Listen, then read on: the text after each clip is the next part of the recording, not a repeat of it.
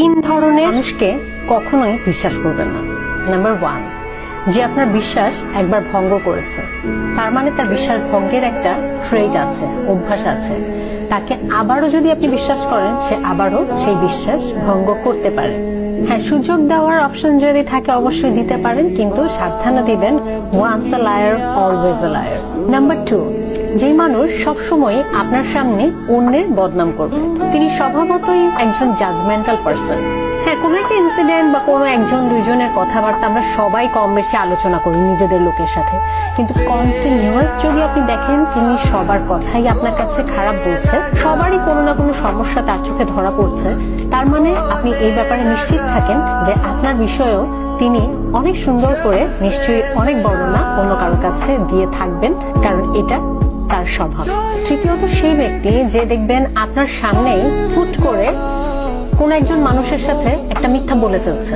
এরকম অনেক সময় হয় যে আমাদের কোন একটা সিচুয়েশনে পড়লাম, আমরা অনেকে মিথ্যা বলতে যেয়ে বা একটা কাহিনী বলতে যেয়ে বা একটা গল্প বানায় বলতে যেয়ে থতমত খাই।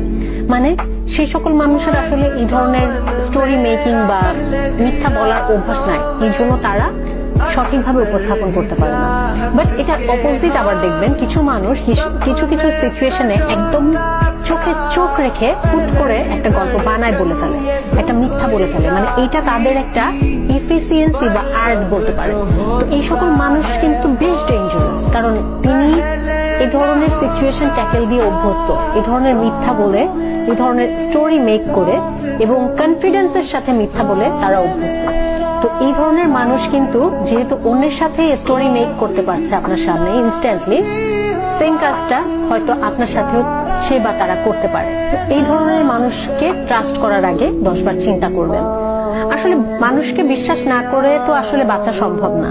ছোটখাটো অনেক বিষয়, অনেক কাজের ক্ষেত্রে আমাদেরকে অন্যদের বিশ্বাস করতে হয়, কিন্তু বড় বড় ডিসিশনের ক্ষেত্রে এটা একটা মানুষের উপর আপনি কতটা নির্ভর করতে পারেন, কতটা বিশ্বস্ততার জায়গায় তাকে বসাতে পারেন, সেই বিষয়ের আগে অবশ্যই কিছুটা ক্যালকুলেটিভ হতে হবে।